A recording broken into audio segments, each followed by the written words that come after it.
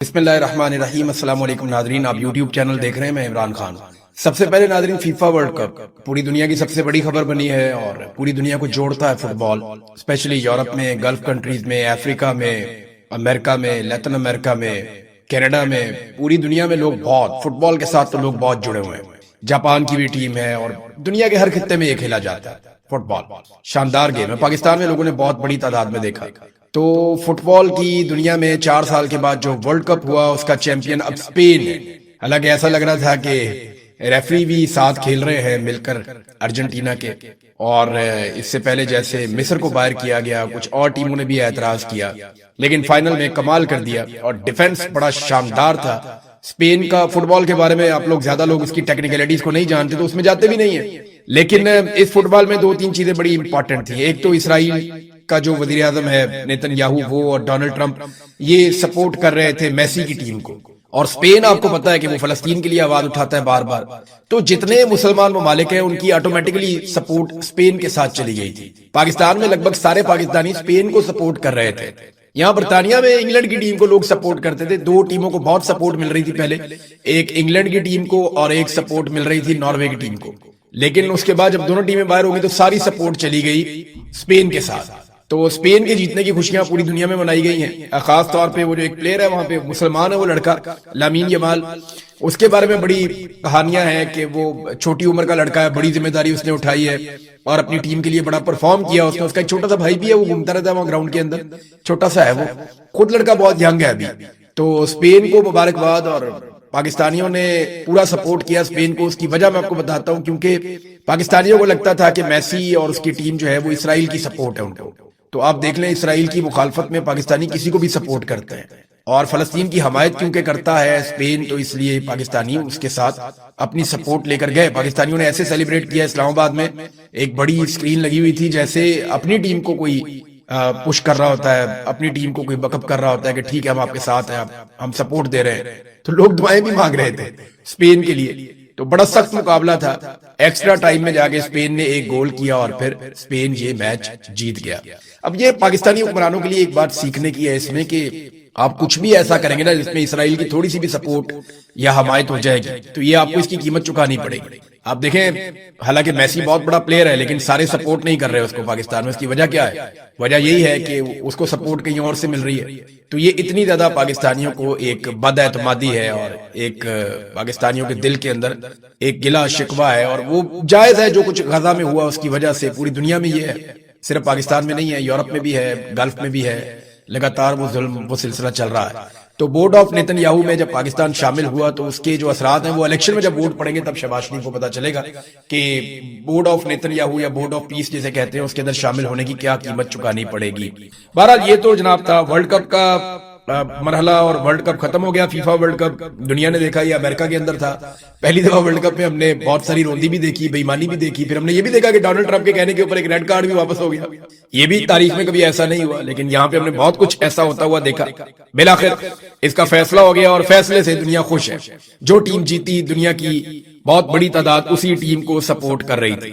اب ناظرین آ جائیں پاکستان کی صورتحال پہ، تو سب سے پہلے میں آپ کو کشمیر لے کر چلتا ہوں۔ میں نے آپ کو اپنے پچھلے ویلاگ میں ایک بریکنگ نیوز دی تھی کہ کشمیر میں معاملات طے ہو رہے ہیں۔ تو اس وقت جو میری انفارمیشن ہے اس کے مطابق، جو میرا سورس مجھے بتا رہے ہیں، وہ یہ بتا رہے ہیں کہ اس وقت ڈرافٹنگ ہو رہی ہے، کہ جو معاہدہ اس وقت ملٹری اسٹیبلشمنٹ کے لوگ اور جوائنٹ عوامی ایکشن کمیٹی کے لوگ جو معاہدہ تیار کر رہے ہیں اس کی ڈرافٹنگ ہو رہی ہے۔ آخری وقت میں پھٹا اس بات پہ پڑا ہوا تھا کہ 6 سیٹیں کم کرنے پہ آمادہ ہو چکے ہیں ملٹری اسٹیبلشمنٹ کے لوگ، جبکہ جوائنٹ عوامی ایکشن کمیٹی نے کہا نہیں جی 4 میکسیمم آپ رکھ لیں، لیکن ان کے لیے بھی کچھ شرائط ہے۔ اب یہ چیزیں شاید حل ہو جائیں گی، اور اگر یہ معاہدہ ہو جاتا ہے تو کشمیریوں کی بہت بڑی کامیابی ہے۔ 3 چیزوں پہ نظر رکھنی پڑے گی اگر یہ معاہدہ ہوتا ہے تو۔ نمبر 1، الیکشن کی تاریخ کہاں تک جاتی ہے، اور جوائنٹ عوامی ایکشن کمیٹی اپنے جو حمایت یافتہ امیدوار ہیں ان کو میدان میں اتارتی ہے یا نہیں اتارتی، کیونکہ بہت سارے جوائنٹ عوامی ایکشن کمیٹی کے لوگ ہیں جو ان کے بڑے وفادار ہیں اور کشمیریوں کے لیے انہوں نے بڑی کوشش کی، بڑی جدوجہد کی ہے۔ ان لوگوں نے کاغذات نامزدگی جمع بھی کروائے ہیں، ان کے کاغذات نامزدگی جو ہے منظور بھی ہو گئے، تو یہ ان کے پاس ایک مارجن ہے کہ وہ الیکشن لڑ سکتے ہیں۔ تو اس وقت جو ہے وہ الیکشن کی تاریخ کا معاملہ ہے، اور دوسرا جو ہے وہ مہاجرین والی نشستیں ان کا معاملہ ہے کہ وہ کتنی بچتی ہیں، باقی 4 یا 6 یا زیرو، یہ کیا ہوتا ہے اس کے بارے میں جو ہے دوسری آپشن یہ ہے. اور تیسری جو سب سے امپورٹنٹ ایک چیز ہوگی وہ جو کالعدم قرار دیا گیا جوائنٹ عوامی ایکشن کمیٹی کو، وہ فیصلہ واپس ہونا، مقدمات کا واپس ہونا، جو لوگ گرفتار کیے گئے ہیں ان کو چھوڑنا، فورتھ شیڈول سے نام نکالنا، یعنی جو کچھ بھی ان کے ساتھ ظلم زیادتی کی گئی ہے اس کو ختم کرنا، یہ بہت امپورٹنٹ ہوگا. تو ان تین چیزوں سے یہ فیصلہ ہو جائے گا، اور اگر یہ فیصلہ ہو جاتا ہے تو سب کے لیے ون ون سچویشن ہے کہ آزاد کشمیر ایک الیکشن کی طرف چلا جائے گا. لیکن یاد رکھیے گا آزاد کشمیر میں الیکشن میں دھاندلا کرنا اتنا آسان نہیں ہوگا جتنا ماضی میں ہوا کرتا تھا، کیونکہ ملٹری اسٹیبلشمنٹ یہاں پہ جیسے ہی فارم 47 جاری کرے گی نا، ویسے ہی عوام نکل کر سڑکوں پہ بیٹھ جائے گی. پھر انہوں نے یہ بتا بھی دیا کہ جب ہم بیٹھ جاتے ہیں پھر ہم اٹھتے نہیں اپنا حق لیے بغیر. تو یہ اب بتایا جا رہا ہے کہ اگلے 24 گھنٹوں میں 48 گھنٹوں میں کوئی نہ کوئی ایسی بڑی ڈیولپمنٹ آ سکتی ہے اگر کسی نے بہت اوپر سے کوئی رکاوٹ نہ ڈالی تو. اور یاد رکھیے گا یہ مذاکرات پاکستان کی ملٹری اسٹیبلشمنٹ اور جوائنٹ عوامی ایکشن کمیٹی کے بیچ میں ہوئے. سہولت کاری ادا کی کچھ پاکستان کے باہر سے آنے والے لوگوں نے، اوورسیز نے، لیکن فیس سیونگ کے طور پہ اس میں کچھ سیاستدان ضرور ڈالے جائیں گے ملٹری اسٹیبلشمنٹ کی جانب سے، کیونکہ وہ اپنے اوپر ان چیزوں کا بوجھ نارملی نہیں لیتے. ناظرین میں آپ کو بتاتا ہوں کہ کیا کچھ ہوا آزاد کشمیر میں. اس کی ایک چھوٹی سی میں آپ کو مثال دیتا ہوں. ایک کہانی ہے دو بھائیوں کی. رابلہ کوٹ میں جب فائرنگ ہوئی، گولی چلی اور بہت برے حالات ہوئے، اس وقت ایک نوجوان ہے، اسے گولی لگ گئی. اس کا بھائی رکشہ ڈرائیور ہے. مجھے ان دونوں کا نام بھی پتا ہے، زیادہ میں ڈیٹیل میں جاؤں گا تو پرابلم بھی ہو جاتی ہے، لیکن میں آپ کو بات بتا دیتا ہوں کہ ایکچولی ہوا کیا. اور وہ بیچارے ابھی بھی وہاں راولپنڈی میں بند ہیں، اڈیالہ جیل میں. ایک نوجوان ہے، اسے گولی لگ گئی اور گولی اس کی باڈی کو کراس کر گئی، دھڑ پہ اس کی گولی لگی اور گولی کراس کر گئی. تو انہوں نے کہا جی اس کو فوری طور پہ آپ یہاں سے شفٹ کریں کسی بڑے ہسپتال میں. تو آزاد کشمیر سے اس کا بھائی اس کو لے کر یہاں اسلام آباد راولپنڈی میں آ گیا اور ایک سرکاری ہسپتال کے اندر اس کا علاج شروع کروایا. وہاں پہ جناب علی پولیس آتی ہے اور آ کر ان دونوں بھائیوں کو گرفتار کر دیتی ہے. ایک بھائی زخمی ہے، دوسرا بھائی جو رکشہ ڈرائیور ہے وہ اپنے بھائی کے ساتھ آیا اور اس کا کوئی تعلق نہیں کسی چیز سے. دونوں کو گرفتار کر لیا گیا. 17-18 دن ہو گئے. ایک بھائی جو ہے وہ جیل کے اندر بند ہے اور اس کو شناخت پریڈ میں ڈالا گیا کہ جناب شناخت پریڈ ہم کریں گے تو ہمیں پتا چلے گا کہ تم کس جرم میں ملوث ہو. جب 17 دن کے بعد اس کی شناخت پریڈ کروائی گئی تو پتا چلا اس کو ڈال دیا 26 نومبر 2024 کے مقدمے میں.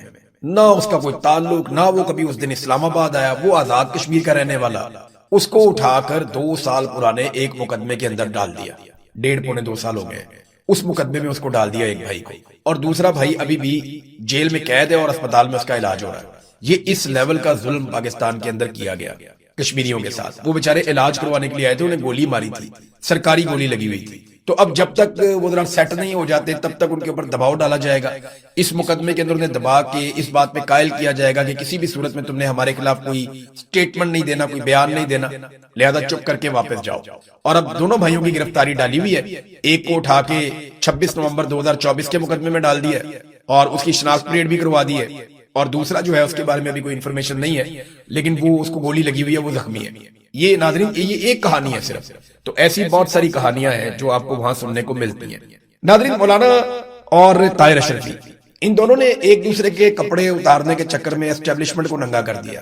پہلے آپ دیکھیں انہوں نے ایک پول کھولا ایک دوسرے کا. ذرا یہ پول آپ سنیں، آپ کو بڑی حیرت ہوگی. اور میں آپ کو ایک ایسا پہلو اور ایک ایسی چیز بتاؤں گا کہ آپ سر پکڑ کے بیٹھ جائیں گے کہ یہ مولوی ہمیں بیوقوف سمجھتے ہیں. پہلے آپ سنیں کہ مولانا فضل الرحمان نے جو وکلا کا کنونشن ہے اس میں کھڑے ہو کر طاہر اشرفی کے بارے میں کیا کہا، یہ ذرا آپ سنیے. اور ایک مولوی صاحب اگلے دن رات کو ایک کھانے پر میرے ساتھ بیٹھا ہے، مجھے مبارکباد بھی دے رہا ہے جلسے کی، اور اگلے دن رو رہا ہے. مولانا صاحب نے رو کے بھی دکھایا تھوڑا سا نا ایکٹنگ کر کے. تو یہ طاہر اشرفی کے بارے میں کہہ رہے ہیں کہ وہ آیا میرے پاس اور مجھے جلسے کی مبارکباد دے رہا تھا اور اگلے دن ٹی وی پہ دیکھا تو وہ رو رہا تھا. یہ کیا ڈرامہ ہے؟ اچھا طاہر اشرفی کا ذرا جواب سن لیتے ہیں، پھر میں آپ کو بتاتا ہوں بڑی مزے کی کہانی کہ یہ دونوں مولوی ایک دوسرے کے کپڑے اتارنے کے چکر میں پاکستان کی ملٹری اسٹیبلشمنٹ کو ننگا کر گئے. یہ ذرا آپ سنیے طاہر اشرفی صاحب مولانا کو جواب دے رہے ہیں. آپ نے جلسے کے حوالے سے بات ہوئی تو دونوں باتیں آپ کو بتانی چاہیے. جہاں میں نے آپ سے یہ کہا کہ بہت اچھا جلسہ آپ نے کیا، وہاں میں نے آپ سے یہ کہا کہ کچھ جملے کچھ چیزیں آپ نے سخت کہی. وہ کہتے ہیں جی میں نے آپ کے جلسے کی تعریف ضرور کی تھی لیکن میں نے آپ کو بتا دیا تھا کہ کچھ چیزیں اور کچھ جملے آپ نے سخت کہے ہیں. یہ انہوں نے اعتراض وہاں پہ فضل الرحمان صاحب کے منہ پہ کر دیا تھا. اب میرا ایک سادہ سا آپ سے سوال ہے، آپ کا کوئی جاننے والا ہے، آپ اس کے اندر کوئی برائی دیکھتے ہیں اور آپ اسے وہاں پہ بتاتے ہیں کہ جناب یہ تو چیز آپ کی بہت اچھی، کپڑے آپ نے بہت اچھے پہنے ہیں لیکن کھانا آپ نے ٹھیک طریقے سے نہیں کھایا، یا فلانی چیز تو آپ نے بہت اچھی کی ہے لیکن یہ والا کام آپ نے غلط کیا، تو آپ نے اپنے دوست کو، اپنے جاننے والوں کو، یا جس کے ساتھ آپ کا اچھا تعلق ہے، آپ نے اس کو بتا دیا کہ جناب یہ چیز مجھے لگا کہ آپ کی ٹھیک ہونی چاہیے تھی، یہ چیز آپ کی بہت اچھی تھی، یہ چیز آپ کی بری تھی۔ اتنا ہی کریں گے نا آپ، یا اس کے بعد آپ جائیں گے اور جا کر ٹی وی چینل کے اوپر بیٹھ کے آپ ایک پریس کانفرنس کریں گے اور اس میں رونا شروع ہو جائیں گے کہ جناب وہ آپ نے بہت برا کیا۔ جب آپ مولانا فضل الرحمان صاحب سے ملے اور آپ نے انہیں بتا دیا کہ یہ چیز آپ نے ٹھیک نہیں کی، تو اس کے بعد پھر آپ کو ٹی وی پہ بیٹھ کے آپ کس کو ثابت کر رہے تھے کہ جناب میں آپ کا وفادار ہوں، جناب میں آپ کا پالتو ہوں، جیسے آپ کہیں گے میں ویسے ہی کروں گا، جیسے آپ نے مجھے پالا پوسا بڑا کیا تو میں آپ کی خدمت کے لیے حاضر ہوں۔ اور آپ اسی مولانا جس کے ساتھ آپ بیٹھ کے آئے، جس کو آپ تعریف کر کے آئے، جس کو آپ کے بقول آپ نے کہا بھی کہ سخت آپ نے کچھ باتیں کی ہیں، تو وہ آپ آگے پریس کانفرنس میں آپ بتائیں گے۔ یعنی آپ کا ایک دوست ہے، آپ اسے ملتے ہیں، اسے کہتے ہیں یار اپنی یہ چیز ٹھیک کر دے، یہ آپ دو دوستوں کی بات ہے، پھر آپ جاتے ہیں پریس کانفرنس کر کے وہاں پہ بھی وہ بات آپ کرتے ہیں، تو اس کا مطلب ہے آپ کا موٹیو کچھ اور ہے۔ اب ان دونوں نے ایک دوسرے کے کپڑے کیسے اتارے؟ فضل الرحمان صاحب نے طاہر اشرفی صاحب کو کہا کہ آپ تو میرے پاس آئے تھے، میری تعریفیں کر رہے تھے، پھر ادھر چلے گئے۔ طاہر اشرفی نے آگے سے کہا میں وہ بھی بتاؤں، وہ جو آپ مجھے کہہ رہے تھے کسی کو پیغام بھیجنا ہے۔ اندازہ کریں، یہ مولانا صاحب کو کہہ رہے ہیں کہ جب رجیم چینج آپریشن ہو رہا تھا، جب عمران خان کی حکومت گرائی جا رہی تھی، تو اس وقت تو آپ کو یہ فوج بہت اچھی لگ رہی تھی، تو طاہر اشرفی نے یہ بات کنفرم کر دی کہ رجیم چینج آپریشن جب ہوا، جب عمران خان کی حکومت گرائی گئی تو وہ فوج گرا رہی تھی، اسی لیے فضل الرحمان کو اس وقت فوج اچھی لگ رہی تھی، اور آج فوج فضل الرحمان کو اچھی نہیں لگ رہی، اور فضل الرحمان طاہر اشرفی کے ذریعے سے فوج کو کوئی پیغام بھی بھیجنا چاہتے ہیں۔ اور الیکشن سے 3 دن پہلے بھی فضل الرحمان نے کچھ ایسا کیا جو طاہر اشرفی کو پتا ہے۔ یعنی اب ہوا یہ کہ فضل الرحمان کو گندا کرنے کے چکر میں طاہر اشرفی نے اپنے مالکوں کے کپڑے اتار دیے، ان کے بارے میں بتا دیا جناب کہ ان کے یہ حالات ہیں، اور فوج جو ہے وہ سیاست میں کتنی مداخلت کرتی ہے۔ فضل الرحمان صاحب خود سے بتا رہے ہیں، انہوں نے کہا جناب مجھے تو فوج نے کہا تھا، مجھے تو انہوں نے کہا تھا اسٹیبلشمنٹ نے کہ ہم حکومت گرا دیتے ہیں، خیبر پختونخوا کی، اور آپ کو حکومت بنا دیتے ہیں، بندے توڑ کے آپ کو دے دیتے ہیں، تو میں نے انکار کر دیا تھا۔ فضل الرحمان صاحب نے انکار نہیں کیا تھا، فضل الرحمان صاحب کی دال گلی نہیں۔ اگر فضل الرحمان صاحب نے انکار کیا ہوتا نا تو کم سے کم فضل الرحمان صاحب پشاور ہائی کورٹ میں وزیر اعلیٰ خیبر پختونخوا کے الیکشن کو رکوانے کے لیے رجوع نہ کرتے۔ فضل الرحمان صاحب نے باقاعدہ پشاور ہائی کورٹ سے رجوع کیا تھا سہیل آفریدی کے وزیر اعلیٰ بننے کے پروسیس کو رکوانے کے لیے۔ یہ انہوں نے کیوں کیا تھا؟ یہ انہوں نے اسی لیے کیا تھا تاکہ وہ اپنا وزیر اعلیٰ بنا سکے، لیکن پھر دال گلی نہیں۔ جب دال گلی نہیں تو انگور کھٹے ہیں، وہ لومڑی چھلانگے مارتی ہے نا بار بار انگور کی بیل پہ، جب وہ ہاتھ میں نہیں آتی نا کہتی ہے کھٹے ہیں انگور، میرے ہاتھ نہیں آئے نا تو میں ذہن بنا لیتی ہوں کھٹے ہیں۔ تو فضل الرحمان صاحب نے کہا انگور کھٹے ہیں، بھئی میں اس گھوڑے پہ بیٹھتا ہی نہیں جس کی لگامیں میرے کنٹرول میں نہ ہو، اور میں نہیں یہ کروں گا، آپ مجھے بندے توڑ کے دیں گے تو میں ایسا نہیں کروں گا۔ یہ اصول انہیں تب یاد آیا جب انہیں پتا چلا کہ ہم اصول توڑ کے بھی حکومت نہیں بنا پا رہے۔ تو فضل الرحمان صاحب تو گئے تھے کورٹ میں اس الیکشن کو رکوانے کے لیے۔ تو ایک یہ چیز اپنے ذہن میں رکھیں، جب عثمان چودھری صاحب ہیں ایک جرنلسٹ، فضل الرحمان صاحب جب وہاں سے نکلے تو انہوں نے ایک سوال کیا، اور فضل الرحمان صاحب کا سارا بیانیہ جتنا انہوں نے گھڑ کے بنایا تھا نا وہ ایک سوال کے اندر واڑ دیا انہوں نے۔ عثمان چودھری نے ایک ہی سوال کیا، اس نے کہا جناب جو مخصوص نشستیں آپ نے مال غنیمت کے طور پہ لی ہوئی ہیں وہ آپ کب چھوڑیں گے؟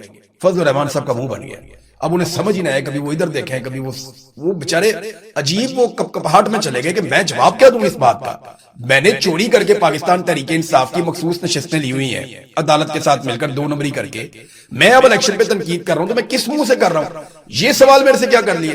تو وہاں جو 7 لوگ موجود تھے انہوں نے کہا جی یہ کیا سوال ہوا، ہم کیوں چھوڑے سیٹیں؟ تو فضل الرحمان صاحب کو انہوں نے پتلی گلی سے نکالا وہاں سے۔ تو عثمان چودھری صاحب کو شاباش ہے کہ انہوں نے بہت ٹیکنیکل سوال بڑے موقع پہ فضل الرحمان صاحب سے کیا جس کا ان کے پاس جواب نہیں تھا۔ بہرحال اسٹیبلشمنٹ میں تھوڑی سی ڈوز اپنی فضل الرحمان صاحب نے تیز کی ہے، اور کچھ سٹیٹمنٹ مزید بھی فضل الرحمان صاحب نے دی ہے۔ مثال کے طور پہ انہوں نے کہا کہ میں نے کوئی غلط بات نہیں کی ہے، میں آپ کی پالیسیوں سے اختلاف کر رہا ہوں تو آپ میرے بیان کی خود سے تشریح کر رہے ہیں، یعنی فضل الرحمان سرنڈر نہیں کرے گا۔ میرے ماں باپ نے مجھے سرنڈر ہونا سکھایا ہی نہیں۔ فضل الرحمان صاحب نے بڑے سخت الفاظ بولنا شروع کر دیے۔ پھر فضل الرحمان صاحب یہ میں کیوں معافی مانگوں، تم معافی مانگو، یہ بھی کہا فضل الرحمان صاحب نے۔ یہ تو عمران خان صاحب کا جملہ ہے نا۔ فضل الرحمان صاحب وہی ساری چیزیں کرنے کی کوشش کر رہے ہیں جو عمران خان صاحب نے کی تھی، لیکن فضل الرحمان صاحب کو آگ کا دریا عبور کرنا پڑے گا۔ یہ انگلی کٹا کے شہید نہیں بن سکتے، यानी ऐसा नहीं होगा कि फजलुर रहमान साहब की एक उंगली कटी हुई है और वो कह रहे हैं देखो मेरा नाम शहीदों में लिख दो, नहीं होगा। वो पीटीआई ने बहुत मार खाई है। फजलुर रहमान साहब को अपना पूरा खानदान जेलों में भरवाना पड़ेगा, अपने घरों की जो खवातीन है उन तक को जेलों के अंदर भरवाना पड़ेगा, अपने जो पूरी पार्टी है उसको कलदम करवाना पड़ेगा, अपने हजारों कारकुनों को जेलों में भरवाना पड़ेगा, बहुत सारे कारकुनों का खुदा न खास्ता कत्ल हो जाएगा और फिर इनकी पार्टी का इंतखाबी निशान भी ले लिया जाएगा, जबरी तौर पर गुमशुदा किया जाएगा इनकी पार्टी के बहुत सारे लोगों को, फजलुर रहमान साहब को और इन सब लोगों को टॉर्चर किया जाएगा, फजलुर रहमान साहब पे गोलियां चलेंगी, उसके बाद इनकी टूटी हुई टांग का मजाक उड़ाया जाए और फिर इनके भाइयों को भी निशाने इबरत बनाया जाए, इनके ऊपर 300 मुकदमा चोरी डकैती समेत हर चीज के डाल दिए जाएंगे और उसके बाद इनके लोगों से जबरदस्ती प्रेस कॉन्फ्रेंसेस भी करवाई जाए। ये सारा कुछ करने के बाद फिर चादर और चार दीवारी के तकद्दुस को पामाल करने का एक सिलसिला शुरू किया जाए और जुल्म के पहाड़ तोड़े जाए, खवातीन के ऊपर भी, मर्द हजरात के ऊपर भी। फिर 3-4 साल ये रगड़ा लगाया जाए और उसके बाद इनको इस बीच में कोई जलसा ना करने दिया जाए, इनके झंडे पूरे पाकिस्तान से उतार दिए जाए, किसी जगह पे ये दिखाई ना दें, फजलुर रहमान साहब की तस्वीर पे पाबंदी लग जाए, इनका नाम लेने पर पाबंदी लग जाए। ये सारी चीजें होंगी ना तो लोग शायद सोचना शुरू करें कि फजलुर रहमान साहब एक्चुअली अब एस्टेब्लिशमेंट के लिए खतरा बन गए हैं या उनके साथ लड़ने वाले हैं। इससे पहले तो लोग ये नहीं सोचते, लोग यही सोच रहे हैं, यही समझ रहे हैं कि नूरा कुश्ती है, इसके अंदर कोई हकीकत नहीं है। देखें ना अभी तक फजलुर रहमान साहब को जो नोटिस आना था वो कहां है? इमरान खान की बहन को तो नोटिस आ गया, फजलुर रहमान को अभी तक नोटिस क्यों नहीं आया? सवाल ये है।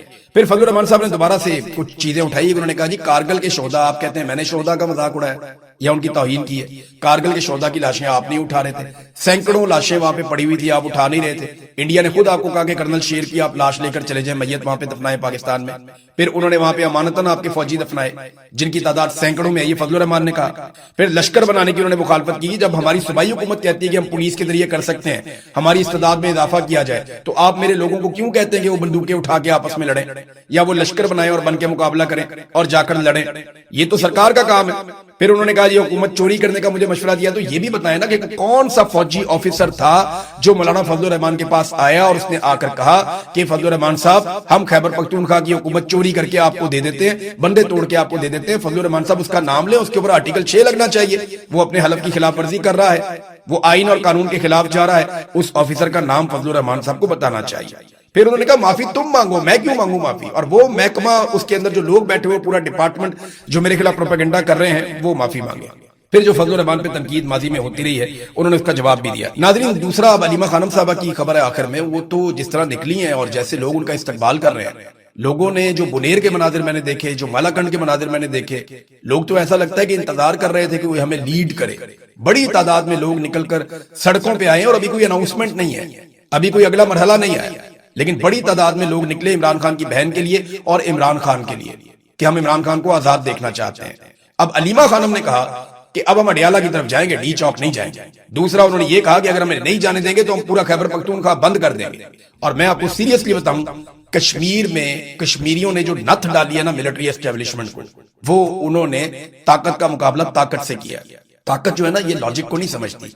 जब आप अवामी ताकत लेकर आएंगे तब इन्हें समझ आएगी कि अवामी ताकत का इनका मुकाबला आप करना है। तो ताकत को आप ताकत से कंट्रोल कर सकते हैं और अवामी ताकत से बड़ी ताकत कोई और होती नहीं है। तो अगर खैबर पख्तूनख्वा के लोग लाखों की तादाद में निकल के सब कुछ बंद कर दें तो मिलिट्री एस्टेब्लिशमेंट को फिर घुटनों पे आना पड़ेगा। ये हकीकत है, इससे आप भाग नहीं सकते। अब जो मर्जी कर लें, ये करना ही पड़ेगा और ये उन लोगों को करना पड़ेगा जिनकी रिस्पॉन्सिबिलिटी है। यानी अलीमा खानम को मैं देख रहा हूं ना जोर लगाते हुए, तो मुझे उन लोगों पे अजीब सी कैफियत एक आती है कि वो जो वोट लेकर बैठे हुए इमरान खान के नाम के ऊपर, वो सारे किधर गए? जिन्हें लाखों वोट पड़े हैं वो किधर गए? जो वजारतों में है वो किधर गए? जिन्हें गाड़ियां मिली हुई हैं, जो कमेटियों में बैठे हुए वो किधर गए? जो प्रोटोकॉल्स ले रहे हैं वो किधर गए? वो लोग नजर नहीं आ रहे। लेकिन इमरान खान की बहन, जिसने कल को कुछ भी नहीं बनना, कोई पॉलिटिकल सीट उसकी नहीं होगी, लेकिन वो पूरा जोर लगा रही है, तो बड़ा शानदार तरीके से वो तहरीक को आगे बढ़ा रही है। कुछ लोगों ने काम शुरू कर दिया है, जैसे कि इकबाल अफरीदी साहब हैं, वो बहुत जोर लगा रहे हैं, कुरम निशान साहब हैं, वो बहुत जोर लगा रहे हैं। कुछ और लोग अपने तौर पे अपनी अपनी जगह पे कोशिशें कर रहे हैं कि नौजवानों को इकट्ठा किया जाए और तंजीम को इतना तगड़ा किया जाए और पूरी एक तहरीक खड़ी की जाए स्ट्रीट मूवमेंट के लिए। वो अपने तौर पे कोशिशें कर रहे हैं, लेकिन अगर सुहेल अफरीदी और जुनैद अकबर साहब ये लोग ज्यादा जोर लगाएं तो ये जल्दी काम हो जाएगा और खैबर पख्तूनख्वा की इसमें रिस्पॉन्सिबिलिटी ज्यादा होगी। नाज़रीन, अब तक के लिए इतनी, अपना ख्याल रखिएगा, अपने इस चैनल का भी। अल्लाह।